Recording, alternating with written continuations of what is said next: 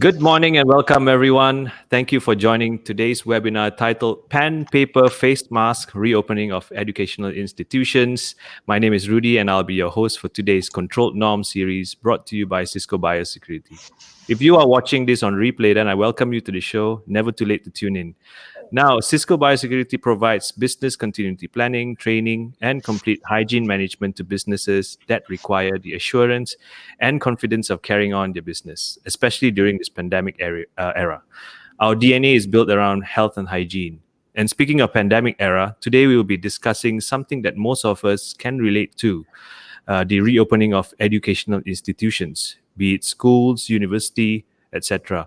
And we are very lucky to have with us two veteran educators to help us understand better what their institutions are doing and also give an insight of what we can hope to see in the coming future. So without further ado, I would like to introduce our two beautiful guests today. They're dressed in red. Wow, very on. Firstly, we have with us Datuk Frida Pilos, the founder and mentor of Chempaka Group of Schools. Now, Datuk Frida is an established and renowned educator. She pioneered private school education and has been instrumental in its transformation into being one of the fastest growing economic sectors of the Malaysian service industry today. She founded the Chempaka Group of Schools, which leads through continued innovation in its schools, catering students from the age of 18 months to 18 years old. Datuk Frida has won many awards, which include the Ernst & Young Women Entrepreneur of the Year 2009 and the National Teacher Leader for Private Education in 2013. She is also currently the advisor for the Faculty of Education for the National University of Malaysia. Welcome to the show, Datuk Frida. It's great to have you on the show. Looking forward to our talk today. Thank you for having me. Yes, great to see you too. Yes. Both So of you. introducing our next guest is none other than Dr. Elizabeth Lee, the CEO of Sunway Education Group. Now, under Dr. Elizabeth's leadership since 1992, the Sunway Education Group has developed from just one institution into a dynamic group of 16 institutions, currently empowering approximately 30,000 students. A recognized thought leader by both the public and private sectors, Elizabeth has presented at the world's top universities. A Malaysian Qualifications Agency Council member, Elizabeth holds a Master of Philosophy in Education from the University of Cambridge and has been awarded 2 honorary doctorates from the University of Nottingham, United Kingdom, and Victoria University, Australia, respectively. Aside from many awards and accolades, Elizabeth was honored by the Sinchu Media Group as Educationist of the Year in 2019. Welcome to the show, Dr. Elizabeth. It's great to see you again after so long. Thank you. Thank you very much, Rudy. Wonderful to be on this show together with your good self as the host and someone I revere and respect so much, Datuk Frida. Yes. Okay, before we start with the session, I'm going to do some housekeeping with the audience. To the audience on Facebook, if you have any questions during the talk, please type them into the comment section. I'll either bring them up during the talk or we'll get them answered at the end. Okay, so let's begin. First question, and this question is directed to both of you. You can take turns to answer. What was your reaction and the organization's response when the Prime Minister announced that schools and universities were required to be closed upon lockdown? Maybe Dr. Frida first. Yes, okay. Well, this is not new for us in Chempaka, there have been cases before during the SARS period and the Haze period, H1N1, when government closed schools. So it's not something new. So we have had school online, Chempaka at home. So children are quite used to using going online, e-learning, and but that was for short periods, maybe 2 weeks or 3 weeks. This is quite different for a very long period of almost 4 months now. So we were not so worried about it because we are quite prepared. Teachers are prepared on how to teach online, and our children are also prepared. And we use a learning management system called Schoology, where we can track children's attendance and then children's homework and assessment. So actually teaching and learning continued in spite of the schools being closed. So it's not new to us. We are we are quite used to it, And I think even with this situation now, this is not going to be the only one. I think in future, all schools, all institutions of learning got to be prepared that this could happen again, and therefore the method of teaching and learning must change. It's not, it cannot be like before, where you feel that you can only teach or you can only learn when you go to school. So now the teachers got to change their mindset. Parents got to also accept that learning continues even when school is closed. Learning goes on. So children, all of us actually, must become independent learners. And we must put a lot of emphasis on lifelong learning. So learning does not stop because you didn't go to school, it continues. And I think we have to look at this in a very positive way. And I find that some of the children are getting used to it. And I've got feedback that a few of them said that they enjoy this, they enjoy the idea that they can study at home and they can get a lot more because their time is their time, And me personally, I find that I can do a lot more now than before because you have your own time, that period, So I feel that we got to accept this, parents got to accept it. And I feel also now with this, parents become more engaged in their children's education, which is good for us actually. It's good for the teachers as well, that parents are more engaged. We feel a sense of family, a sense of belonging, that this child is our child. It's not just the parents dropping the child in school or teachers in school, okay, after school, that's it, But now, parents, teachers, we work together and we are engaged together for this very important person, this child, So I think there are some positive things about it. And we have to be positive about it and find solutions because you see, this is not an individual's problem. It's not even a national problem. It's a global problem. So we have to find global solutions. And because the whole world must go in tandem, we want the world to reopen. And for it to reopen, the whole world must come together to find solutions. And the solutions is actually quite simple.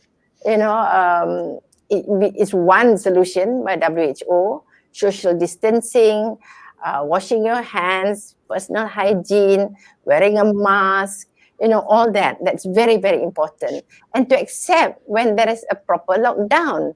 We don't want other countries to open up and then everybody goes out and then everybody, they're not considerate of other people or, and then people want to go on holiday and so on and so forth. And then this is going on and on and on. There's nothing that's going to stop it. And we cannot have that. Yeah. I think. Doctor? Wow. I'm just thinking back to the good old days of the MC. So anyway, the whole thing happened in January, didn't it? When Wuhan went into lockdown and then the WHO declared that this is a pandemic. And I remember that for us, we came up with our first health advisory because there was so much confusion. People did not know what was going on and a lot of fake news going around and basically panic. So we thought we had to come out with our first health advisory. Most important, what we knew were to, ensure proper hygiene at all times, the social distancing, that kind of thing. And so when the government actually announced the lockdown, I must say that on one hand, we were caught in a bit of a small panic purely because we didn't expect it to be so soon.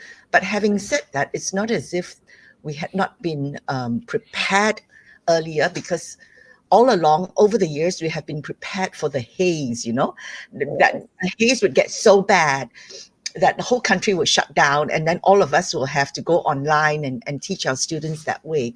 So in that sense, when it came to the infrastructure, we had been preparing for the day when we would have to close down in the event of the haze being too bad and people have to stay home.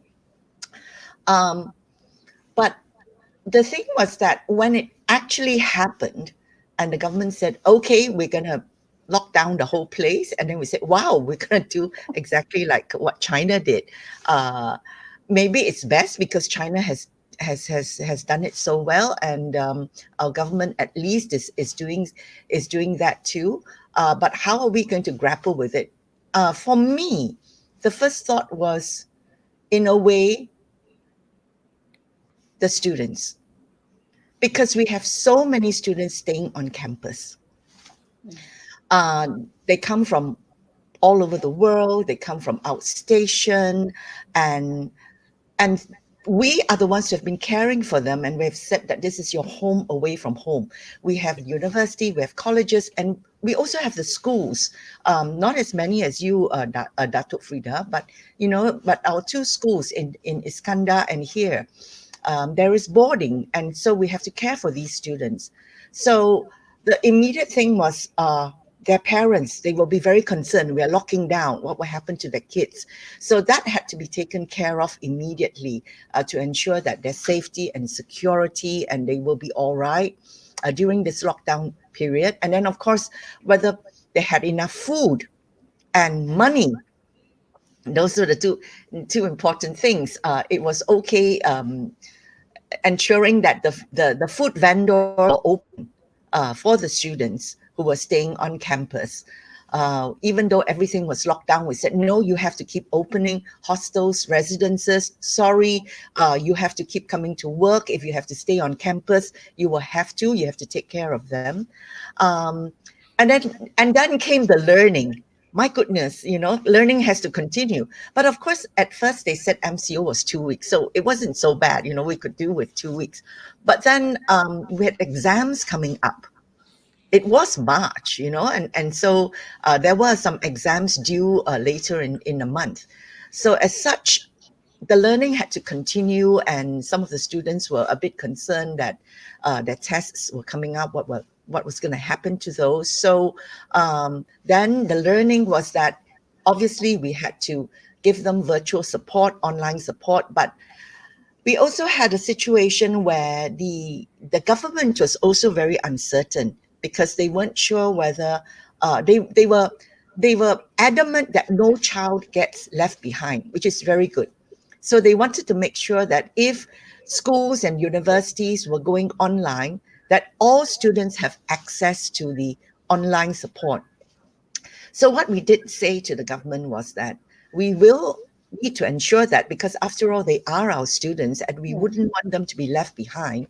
And what we can do is that, if there was any problem accessing online, then we will ensure that we put the lectures, we tape them, and we put them there so that when the internet is better, they can still access them. So it's not just online teaching and learning at that point, but you actually record the sessions and you put it in the system so that the students can access it later and learn at their own time, should they have missed any of the sessions.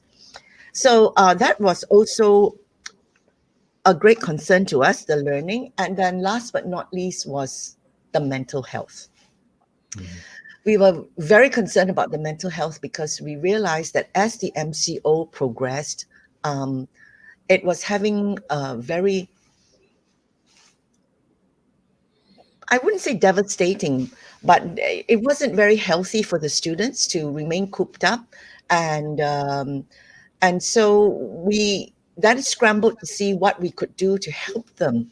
Our student life department was very good. They came out with a lot of exercises for the students and a lot of extracurricular work to be done so that it's not just study. They had a lot of other support. Our counselors were working full time.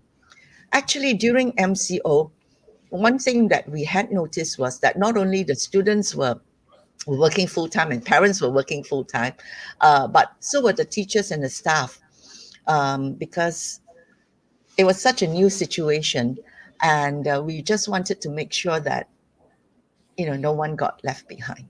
It was basically that. Great, great. Now, you mentioned that I think some scheduling had to go on to online learning, the e-learning stuff, right?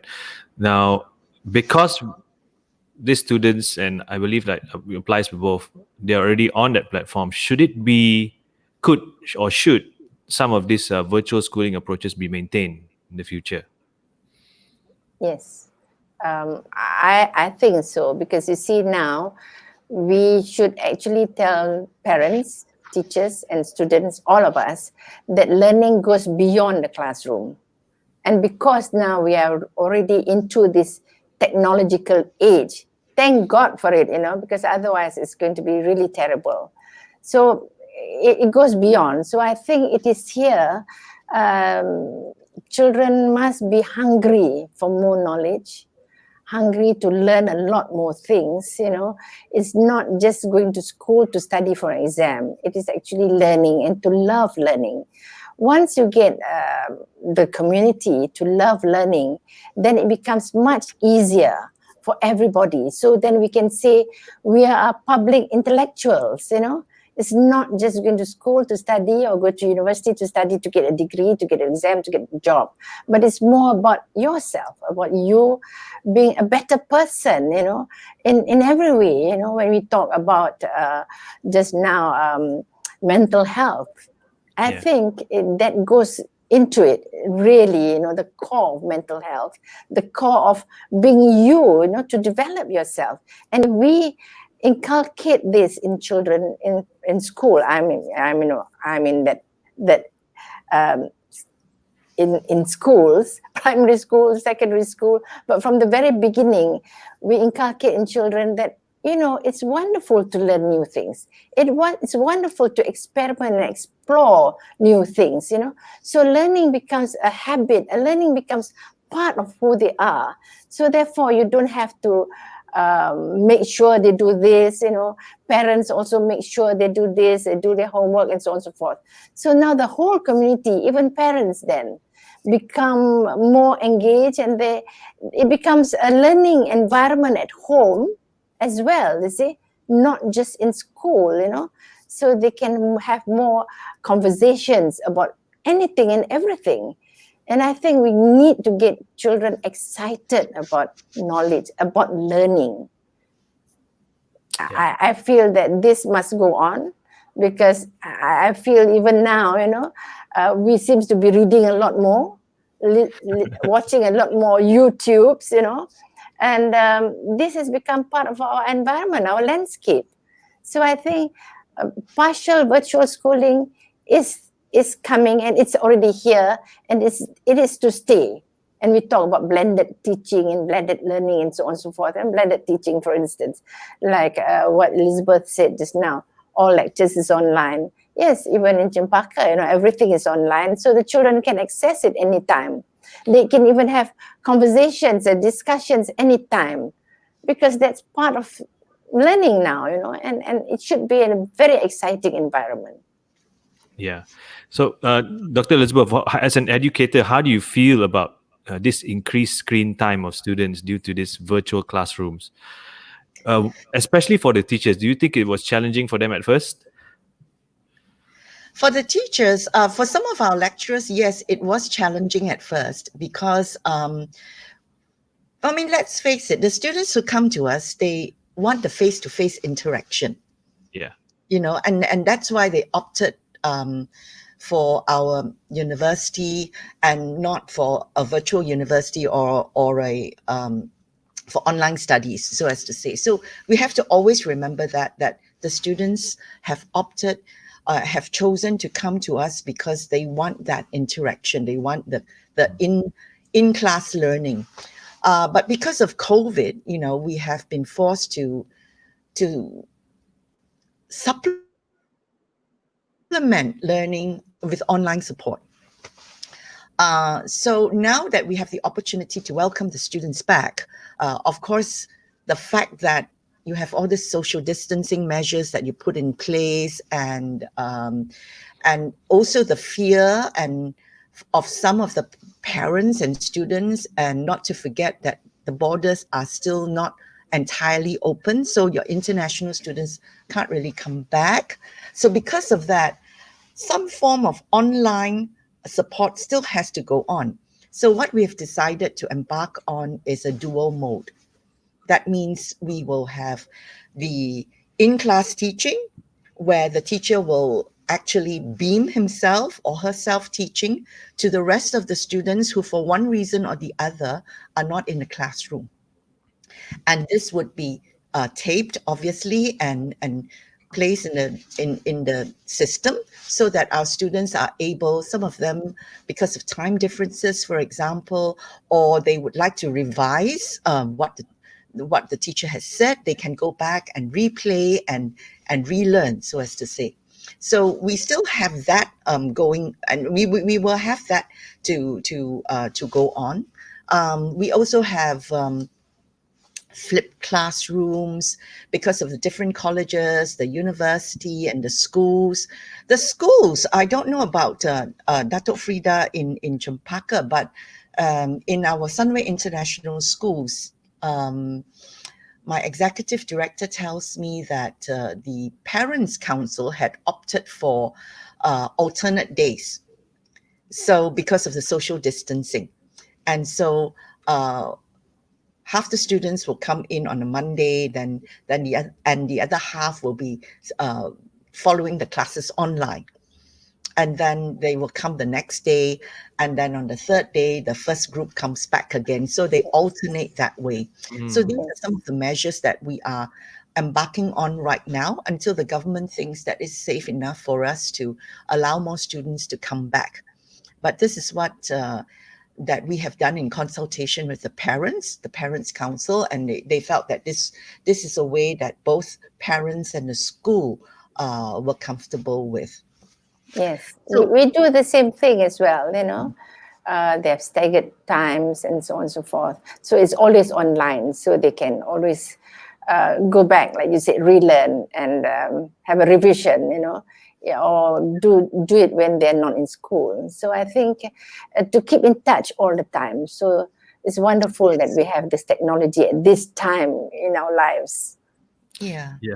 But So- I do believe, you know, like you do too, Datuk Frida, that this may have to go on with a lot more online classes. And in the case of Sunway, we have been in collaboration with quite a number of overseas universities, and this includes Cambridge University, where we have been Zooming and meeting during MCO to find out what they are doing and how we can benchmark on them, how we can actually learn from each other. They benchmark on us, we benchmark on them.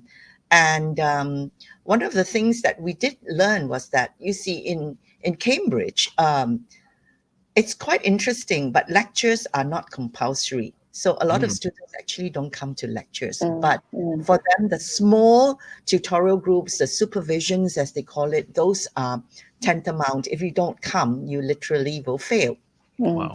So because of that, you know, for our university, we have decided to adopt a kind of similar method, but not to say that it is not compulsory. But for the large lectures, we will have it online, so that the students can actually access this from wherever. They can come back to campus to access it. There's no problem.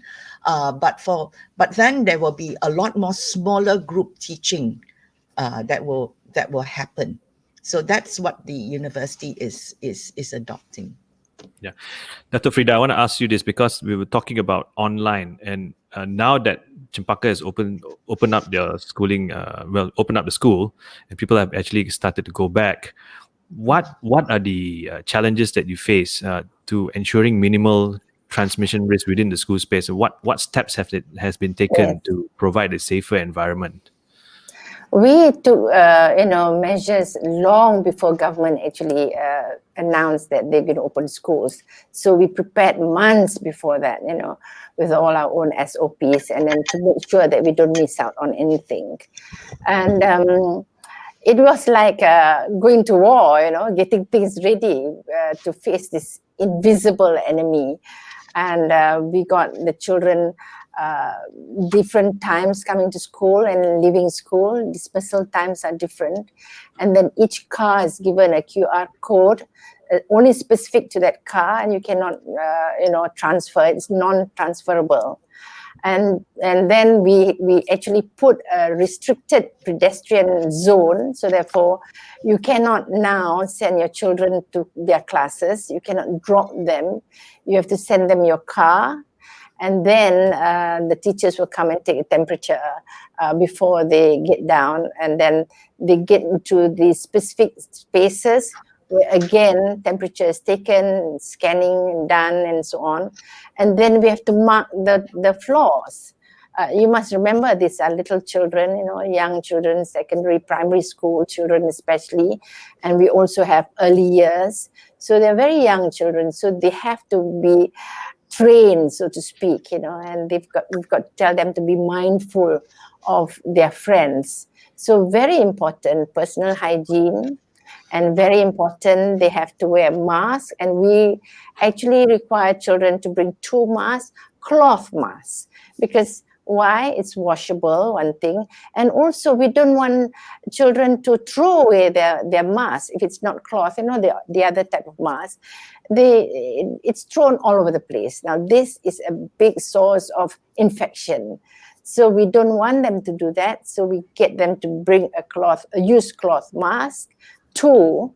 And if they come in a public transport, they have to bring 3, because they wear one in the bus or in the van. And then when they get down, they've got to take that out and wear another one to get into school. And then in case when they have lunch or it gets dirty, then they can change to the 3rd one or 2nd one if they come to school in their own cars. And then they have to bring their own little bag to put back their mask so that they can bring it home, get it washed, and bring a new set the next day. Now, this is very important because we don't want children to indiscriminately throw their masks, or even teachers all over the school. And another thing, we have to sanitize the school every day, like doorknobs and hard surfaces and so on. And then lunches in classroom are all dry food, because we don't want them to bring anything that's cooked or fruits that could, emit a smell and so on and so forth. And then lunch, they can pre-order lunch the Friday ahead, before going to school, so that it can be prepared for them. No child is allowed to go out for lunch, and they cannot bring any food delivery into school. So that's very, very important. So 3 very important things that we got to make sure it's strictly adhered to. Wearing a mask, social distancing is very, very important. That must be done all the time, even if they have a mask, and then of course washing hands. So these are the 3 things, and we think it's very simple, but we need to be reminded all the time, because can you imagine all these little kids, suddenly they go to school and they see their friends for so many days, they've been away from their friends, and the tendency of hugging one another and getting close, that sort of thing. So we say, oh, please wait, and got to remind the children, and they have to remind their friends, and so on and so forth, to get used to this new way of conducting themselves, and new way of telling their friend, it's okay, we're still friends, it's just that you've got to keep away, And then even going to the toilet, when there is the signage is occupied, you got to wait, and then you go in and you come out and you put on the vacancy sign and so on and so forth. So it's sort of, they have to be a bit more mindful of what they do in school, And then like food, they have to bring their own cutlery and their own container. If they bring from home, their own cutlery, and then keep it back nicely. So actually, after a while, I think, they get into this habit of being cleaner. Yes. Yes. And then a habit of being cleaner, and then maybe be more considerate for other people, So I think all in all, we can actually develop a more gentler environment, community, that we sort of care, for each other. When they say kita jaga kita, so we really jaga kita, that sort of thing. And well, it's so wonderful to hear children laughing and and of course we cannot see them smiling now, they can learn to see through their eyes that they're smiling, but it is wonderful to hear them around school making noise and laughing and so on. It's such a joy, actually. Yeah, I want to throw this question to what is this, Dr. Elizabeth? Because we were talking about kids, so now what can we expect from university students in comparison to school children when they look at SOPs and guidelines? Yeah, they are not kids anymore, so we hopefully do not need to mandate so much, but just like Datuk Frida, masks are compulsory. No mask cannot come through the gates. And at the gate itself, the temperature is taken.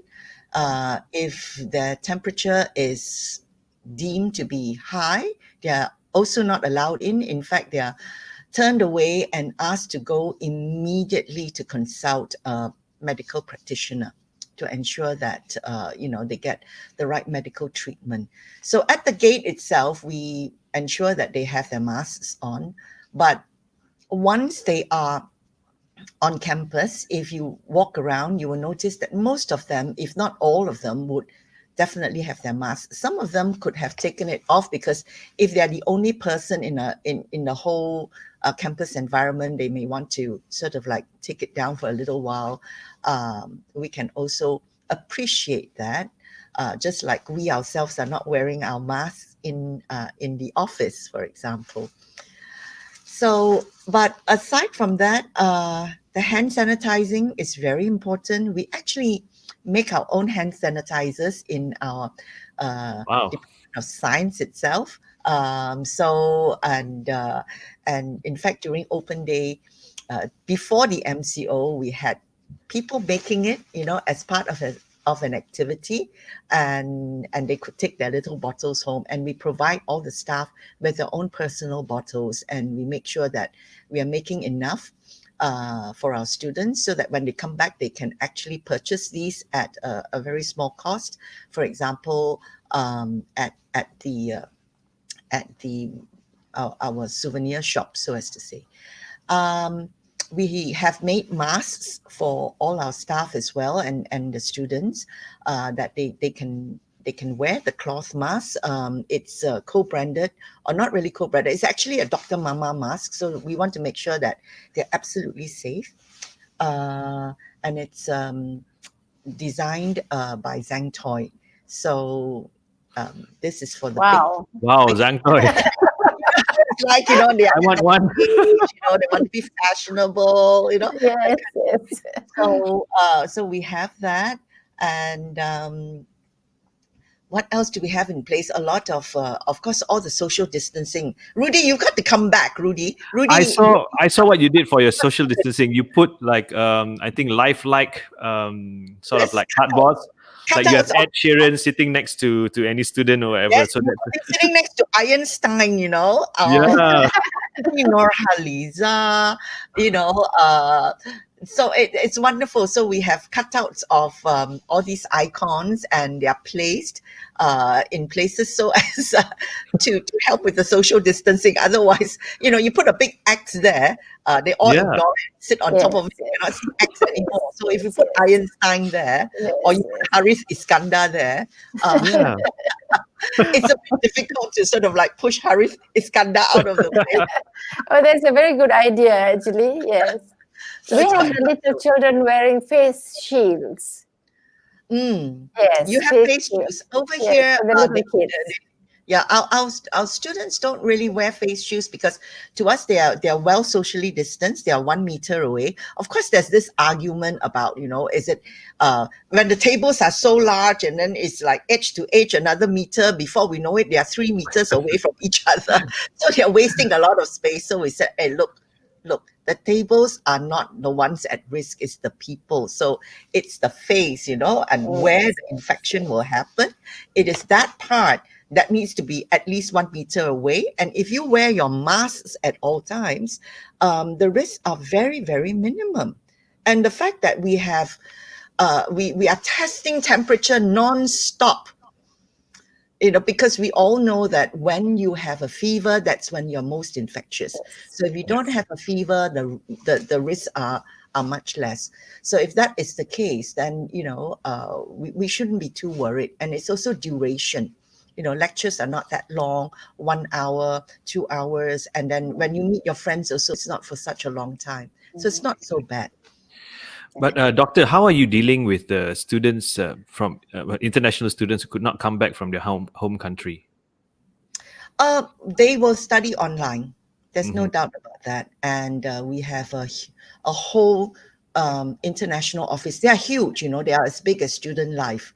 And they are the ones who take care of international students, in constant touch with them, especially now that they're not traveling. So they're all in the office, and they will be in touch with the students to make sure that they are well taken care of. They're also in touch with the government to find out when they can come back. The moment it was said that international students could come back, we had actually some students who got on that plane and flew back. But unfortunately, our immigration wasn't ready to welcome them back yet, because the guidelines and SOPs hadn't come out. So we had some of our students who were so keen to come back, but unfortunately, most unfortunately, had to be turned back. I see. Dato' Frida, I have this question for you. We were talking about the kids and university students. Now, let's talk about the parents. Were the parents able to cope with the children's academic and social development needs during lockdown? I'm one of them. Now, so did they voice out their concerns to school and provide any kind of suggestions on how to resolve better? Yes. Well, I think the little children, especially the younger children, you don't want them to have screen time too long. So it should be shorter. And then we also provide activities that the children can do with their parents, like Doctor mentioned just now, other activities, not just studying, Yes, we do have workouts online, that children can follow the teachers, and we notice that a lot of parents also do things with their children. Like I said just now, this is the first time that parents are at home together with their children, and doing things together, and then they do give feedback when children find it difficult and so on and so forth. But I think when we first started, it was a bit difficult for parents. But as we get along, I think parents are more understanding, and then they are more supportive of what is happening in school during this very long period of lockdown. And teachers are becoming more and more creative in delivering their lessons online. And I think all in all, that we have had very good support from parents. Yes. Good. What about you, Rudy? How did you find it? Well, I found it refreshing because for 4 months, I actually sat down with my kid and seeing what they learn in school, the syllabus, how the teachers teach them daily, and how my kid actually reacts to the teachers. They actually react very differently. When they're at home with us, without the teachers, they behave differently, and when in front of teachers, they're very different. They put on spirits, and I was very surprised to see that. So it's, with this whole COVID-19 era, you actually see things which you don't normally see, and it was an eye opener for me to see how my students study. Proud that this happened in a way for us to open our eyes. Okay, these are what the teachers are doing in school. And it's not easy. It's not easy, Yes, I'm also very happy to say that many parents actually they tell us, they appreciate our work.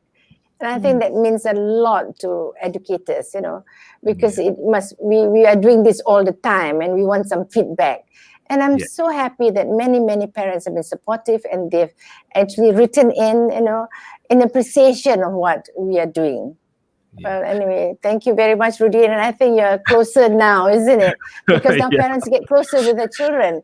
And Let's instead put of it this grade way, stuff. lah. It's quality time, lah. 4 months of quality time. Yes. Dr. Elizabeth, I want to ask you, as the CEO of Sunway Education Group, what was the toughest decision you had to make during this period? Wow. There were many, many tough moments, all right? Very many tough moments. But I suppose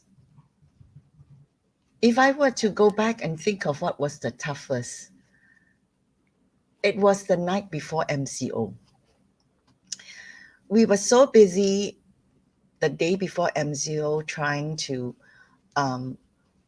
get our advisories out, get the staff prepared to take all their laptops, PCs, whatever work that we had home, because we were going to be working from home for the next 2 weeks, and then also meetings with staff so that everyone is is on the same page, so as to say. And then there was a directive, and the directive was to basically throw all our students out. And it was the night before MCO. And so my hostel, my residence managers said, look, they all have to clear. And I said, no, you can't.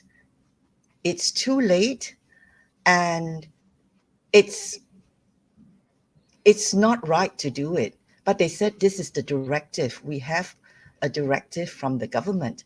I said, I haven't seen the directive. We're not doing it. I cannot throw the students out. They hardly have enough time to get home. And it's going to be crazy out there on the roads. It's going to be worse than balik kampung. How are they going to get public transport? How are their parents going to come and get them? What about the ones who are flying off? They said, no, it's the local ones. So there was a lot of confusion going on. And I said, I'm sorry, we're keeping them. And take back the memo that went out and say that we're keeping them. Immediately, let's get our vendors to open up for them, and we will cook for them. We will ensure that they are well taken care of here on campus, which was why the whole hostel team were not on MCO. They were working throughout. So was security, etc. And that was a very tough decision, purely because, in a way, I was going against the grain, going against the policy that was very clearly given out. Do I regret it? Not for a moment, purely because I felt that at the end of the day, when you are focusing on your students and their welfare and their well-being, and that the priority is on them, because this is what we do as educationists, you can't be wrong. And sure enough, that night, when the great scramble came for all the students to get back to their hometown, there was pandemonium all over. And the ministry the next day said, stop, let them stay back on campus. Because there was no time to get out. And in fact, I have to praise my ministry. They were very fast to actually say, let them stay. And on top of that, it was so good. They actually came out with an allowance to allow us to subsidize the food for the students. So the students were actually given 15 ringgit a day for quite a few weeks for their food. So that worked out very well, and we could keep our students here. They did not have to worry about safety and security, food, and learning. Because we Yeah. had plenty of network on campus. Nobody was here. 3.8 G, who was Yeah. using? I couldn't use it from my home. How I wished I don't live very far away. But I said, isn't there some way to tap into it? They said, no, you can't, because the internet stuck in my home. Yeah. But I knew I had this 3.8 G nobody was using except for the hostel lights. So yeah, that was the toughest decision I had to make. Tough because I was going against a policy, Yeah. which would have gotten me into trouble. And I did tell the staff, it's on me, it's not on you guys. But I Principles. think that's a good decision, isn't it? Because you don't want the infection to sort of crisscrossing the Exactly. country, and spreading it, you see? So it's Yeah. more contained this way. Yeah, and it was just I just thought it was cruel to throw them out, the day before. Uh Obviously, if their parents have come to pick them up, they were free to go home. Obviously, uh, many parents might want their kids home, but there are those who couldn't make it. And we've always said, this is your home away from home. This is your family, and we can't abandon them. Yes. Yeah, and we have someone mentioning on comment, Esther Ko, she said, "Oh my God, Dr. Elizabeth's reply on throwing kids out of hostel made me cry. Very wise decision." Sometimes So principles, well, it does matter. And I wanted to relay that into something close to our hearts as well, especially the working staff in the organization, right? How do we help them overcome their personal concerns? I mean, firstly, they got to think about their safety, their family safety, but they also have to work, right? So how did both of you help your staff overcome this? Doctor? Yeah, Dato. Yeah. Yes. I think there's constant communication. There's constant communication with staff and talking about everything. It's open source. I think that's very important to keep in touch all the time. They may have their own personal problems or even not work related, trying to solve certain things at home. And if there is constant communication, then we can help each other. And this is very important to find out what they need. Do they need whatever it is, that we can help. And because we feel that it's important for the community to remain together and feel that we are a family, whatever it is, whether they have problems in teaching, delivering their work, that sort of thing. Or even if they have problems at home with their own children, that's also very important for us to get together and find out what we can do to help one another. Yes, communication is the key to it. What about you, Doctor? How do I you do help your agree staff? with Datuk Frida. Communication is key.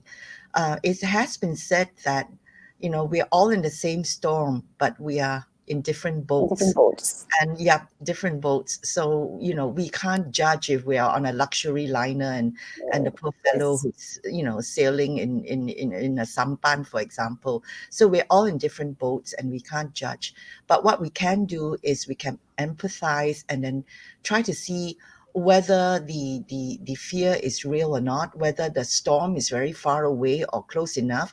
If we are in a position where we can gauge it a lot more, then we can at least communicate that to the person in the sampan, and say, hey, it's all right, don't worry so much, or come closer to this side of my ship, and you'll be safe, for example. So there is that. But what we do try to do in Sunway is we try to create a safe bubble. We want it to be as safe as possible. Sometimes it's a bit difficult when you talk about, you have so many thousand people coming back, for example.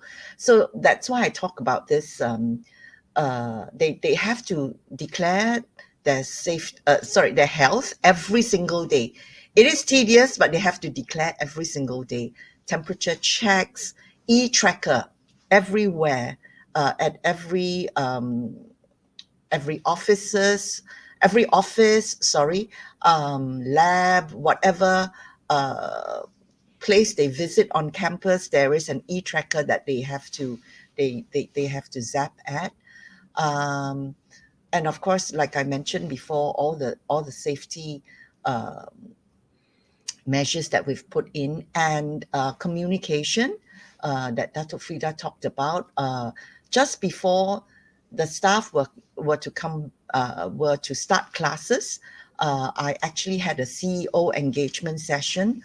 It was my largest turnout, maybe because it was both online and face to face. So those who could come, we had a huge hall where they were all socially distanced, and we spoke and we discussed, and then there was also the opportunity to beam it to all the other colleagues so that they could watch it from the comfort of their office or from their homes.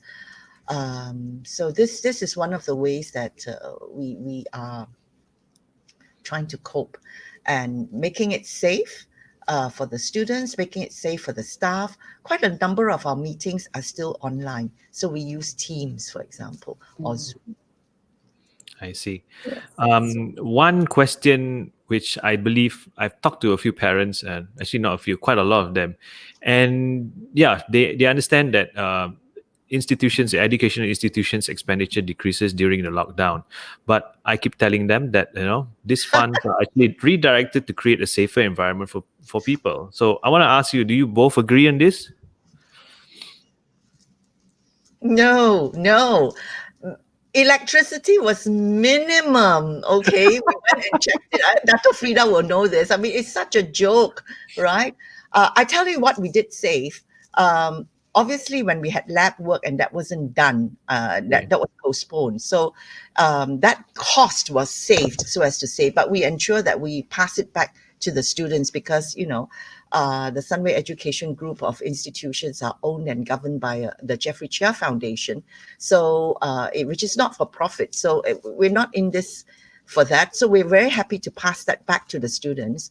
But aside from that, that there was really not much savings. I mean, the cleaners had to continue working, and they were cleaning. Sometimes I laugh, a very empty institution. But having said that, when we came back, it was extra safe, right? The workmen were working, the maintenance men, the air conditioning became so cold because they had cleaned it so well, and things like that. And of course, all the staff were still all being gainfully employed. So what savings? Not really, because the biggest chunk of our expenditure, I'm sure that this is probably the same with Datuk Frida, is really the staff salaries. Yes. You can't pay. Yes, I think there's nothing really, because now the cost has gone up with all the extra precautions that we have to take. Yes. You still need security, you still need cleaning, although there are no people there. You still got to maintain the campus. So I think there's not really much savings as such, Like you said, Doctor, a large portion of the income is on salaries. And thank God, we try, we have to maintain this, we have to maintain paying people. Jobs are still going on. Yeah. And at the same time now, we've got to give some sort of rebates. We also understand that this is a national problem. People don't have jobs, and businesses have sort of reduced in terms of their revenue. So we do understand that parents may have some problems. So then we have given a sort of easy payment terms, and then give some sort of rebate and not increasing fees and so on and so forth. Because it's a national problem, and it's a huge economic problem. So when we talk about savings, not really, because we still have electricity is still there, because you still have lights, and then if you have a pool, you still have to run the pool, and then you have to have security. You've got cleaning to be done all the time, and of course you've got to get people working all the time, and you have to pay, So not much of savings. In fact, now the costs have gone up again, much more with all the precautions that we have to take. Yes. Yeah. But whatever it is, education is so important. It's core to our lives. So we'll be there. We'll be there and we'll look after everybody. Yeah, and you mentioned quality education here. But Yes. how can quality education play a very big role in handling crisis like this? How do we make good hygiene practices a habit among students through education? I know there are courses, but I do not know whether students or children nowadays they really know the really good hygiene practices that should be in place in this pandemic era. How can quality education play a role in this? Oh, I think in the first place, children must be aware of what happens if they don't. What happens if they don't do certain things. And like doctor said just now, when we first started in January, there was very little information, misinformation, and so on and so forth about the COVID-19. As we get into it, we seem to know more and more about it. And it's very important to keep children, to be aware of it as well. I have my own chuchu in the school, and she keeps on talking about it as well. And she'll tell me, she said, when are we going to get rid of this virus? But now, that we have it, we have to be very careful. We have to wash our hands and so on and so forth. So I think if we keep on reminding the children and make it a habit, so therefore they don't have to think about it anymore. They'll feel that it's so uncomfortable if they don't sanitize their hands, they don't wash their hands. And this must even go on even after this COVID-19, because it is, we have to teach children to have a healthy environment, a safe environment. So I'm glad to a certain extent, something positive about this, that people now look back and look at. In fact, before we had this COVID-19 became blue, out of huge, in school, we actually had an exhibition. The children did a study, research on all the pandemics in the world, epidemics and pandemics in the world.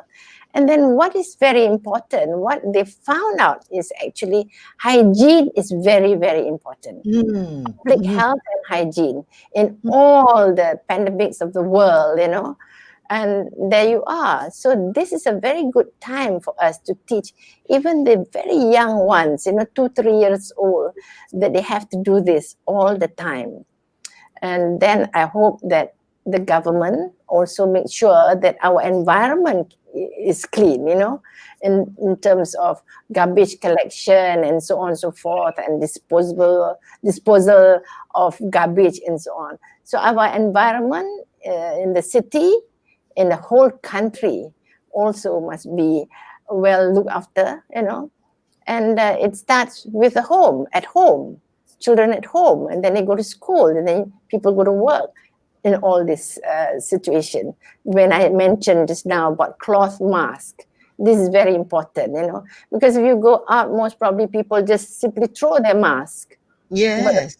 Yes, It's and disgusting. this is a very big source of infection actually, and it's not good, So I hope that after this, we all learn that, personal hygiene, practice at home, in school, in our offices, in the whole country is very, very important. Yeah. Yes. Doctor, what do you think? Dr. Frida is absolutely right. A little knowledge is a dangerous thing. And definitely during MCO, my goodness, the horror stories that came out, the amount of fake news. I even had a fake news about we having COVID on campus. I mean, what nonsense. I had to come up and dispel it. But this is where quality education is important, because it is through education, it's through that desire to learn, that we seek the truth at all times, that we go out and look for real information.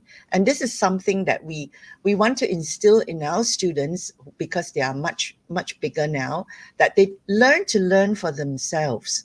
And they go out and read a lot more credible sources of information.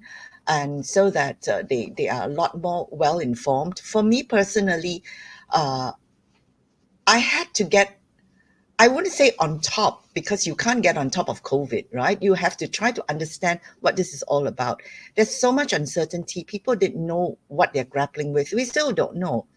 But fortunately for us in the Sunway group is that we have Sunway Medical, which is just down the road from us, and my counterparts there who are all medical doctors, they are in a very good position to advise us.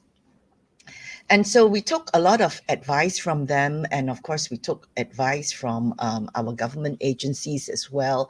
And so we pieced things together, and we came up with all this communication. We call it our health advisories that we gave to the students and the staff, and some of the parents said that they were not included. We said, no, you're very much included. We just had to make sure that after that we worded, dear students, staff, and parents, so that they are a part of it too, where we would try to inform the community a lot more about health and safety measures, of course, but also the developments and what the government is doing, and what the learning is out there, so that people can be better judges for themselves. Am I really in a sampan? Am I really that vulnerable? Or actually I'm on a speedboat, and I can outrun this threat by wearing a mask, for example, that kind of thing. So yes, a good education, a quality education is important, because a quality education would educate a child, a person, to think for himself, and to be hungry for knowledge, and to be hungry for the truth. So in that sense, absolutely. Thank you. Apparently we've almost come up to the hour. Actually, it's been an hour. Time flies when we are on a roll. So before we close up the session, I would like to really thank both of you, Dr. Frida and Dr. Elizabeth, for being part of this interesting discussion. You both have been extremely wonderful, and I'm sure that those who are watching also feel the same way. I'm certain that there was a lot of added value to the audience that they were able to absorb. Now, as a gesture of appreciation, and in the light of the pandemic, our organization, Cisco Biosecurity, would like to provide 25 slots to each of your organization staff of your choice to attend a free 2-hour online course on hand hygiene carried out by our team. Excellent. Right? Thank Now, you. you may think that, hand hygiene, what is there to it?